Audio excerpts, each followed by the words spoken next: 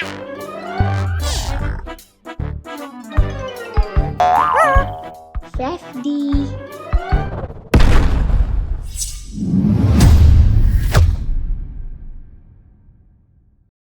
హే cuties, మీరు ఒక చిన్న కథ వినడానికి సిద్ధంగా ఉన్నారా?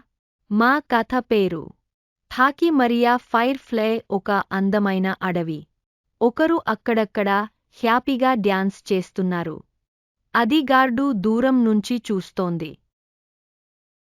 నేను దాని గురించి ఆలోచిస్తున్నాను.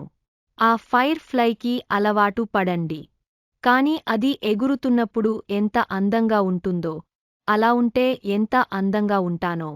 నేను దాని గురించి ఆలోచిస్తున్నాను మరియు మీరు అంత అందంగా ఉన్నారా అని చూడటానికి నేను ఫైర్ ఫ్లైని రమ్మని అడగబోతున్నాను. మీరు ఏమి తింటున్నారు?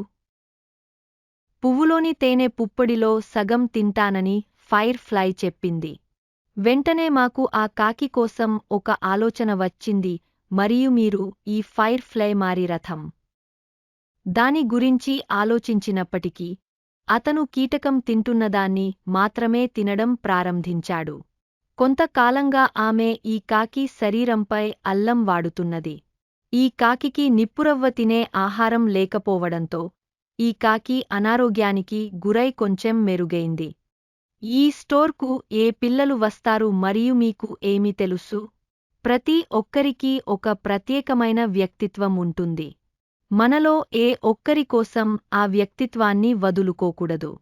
తర్వాతి కథలో కలుద్దాం. బాయ్.